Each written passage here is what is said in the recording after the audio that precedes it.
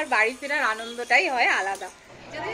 চলো আর কিছুক্ষণ, তারপরেই Kolkata.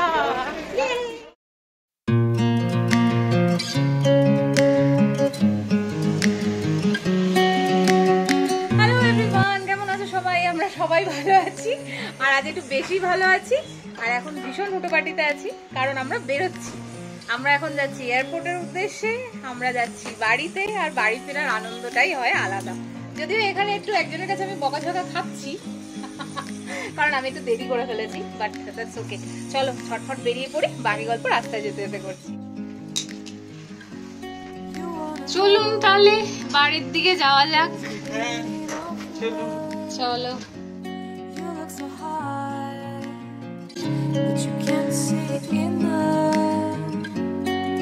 Just find it and take it. Don't let regret it. Make me your only one. You choose it, don't lose it. Don't let confuse it. Only then you'll be gone. আমরা 5টা নাগাদ বাড়ি থেকে বেরিয়েছিলাম, আর এখন ঘড়িতে বাজছে 6:15। একটা একদমই বাইরের, মানে প্রপার ব্যাঙ্গালোর থেকে অনেকটাই বাইরের একটা রাস্তা দিয়ে আমরা আসলাম। আর আমাদের জার্নিটা বেশ ভালো ছিল। হোয়াইটফিল্ড পর্যন্ত একটু মানে তো ছিল ব্যস্ততা রাস্তায়, কিন্তু তারপরের থেকে কিন্তু জার্নিটা বেশ স্মুথ। তবে একটা ডিসিশন আমার মনে হয় আমরা খুব ভালো নিয়েছি, যেহেতু আমরা প্রথম এয়ারপোর্ট আসছি কলকাতা যাওয়ার জন্য। এর আগে তো চেন্নাই থেকে ব্যাঙ্গালোর এসেছিলাম, সেই কারণে এয়ারপোর্ট থ্রুতে আসার দরকার পড়েনি। সেটা হচ্ছে আমরা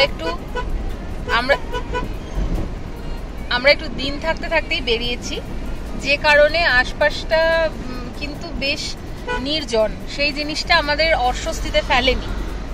এটাই যদি আরো সন্ধ্যের পরে আমরা জার্নিটা করতাম, তখন হয়তো আমাদের একটু অস্বস্তি হলেও হতে পারতো। যেহেতু প্রথমবার জার্নি করছি, বাট যেহেতু দেখে নিয়েছি মোটামুটি, এখন একটা আইডিয়া হয়ে গেছে। কি বলিস? না, প্রথমবার ব্যাঙ্গালোর এয়ারপোর্ট আসছি দুজনে একসাথে, তো সেই হিসাবে দিনের বেলা জার্নিটা একটু বেটার হলো। রাত্রিবেলা হলে একটুখানি অস্বস্তিতে, যে কতক্ষণ লাগবে ভয় ঠিক না, মানে আর আজকে আমরা বেশ অনেকটা হাতে সময় নিয়ে এসেছি যে এয়ারপোর্টে গিয়ে বসে। হ্যাঁ, আমাদের ফ্লাইট কিন্তু রাত্রিবেলা 10:30টায়, কিন্তু আমরা বাড়ি থেকে 5টায় বেরিয়েছি। মানে আমাদের 4টেই টার্গেট ছিল বেরোনোর। ইচ্ছাকৃতই ছিল যে ওখানে পৌঁছে ওয়েট করব, কিন্তু যাতে দেরি না হয়। ওই প্যানিকটা নিতে চাই না, কখনোই চাই না আমরা। কারণ হিরণময়ের একবার ফ্লাইট মিস হয়েছিল, এটা অনেক আগের গল্প, মানে বিয়ের অনেক আগের গল্প। তো যাই হোক, সেই গল্প কেউ জানে না, মানে আজকেই হট করে বললাম বলে।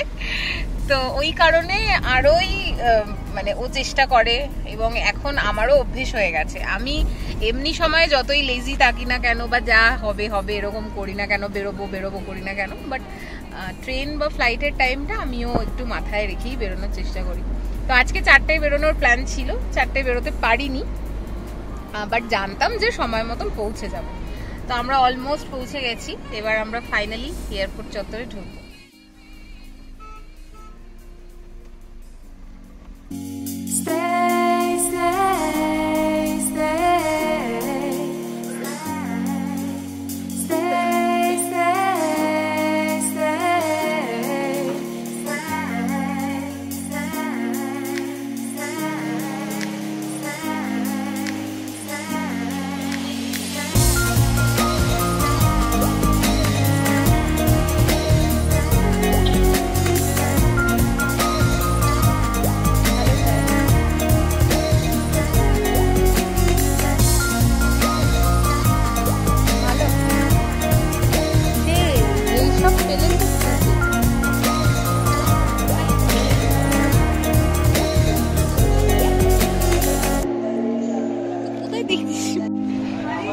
চলো আর কিছুক্ষণ, তারপরেই কলকাতা।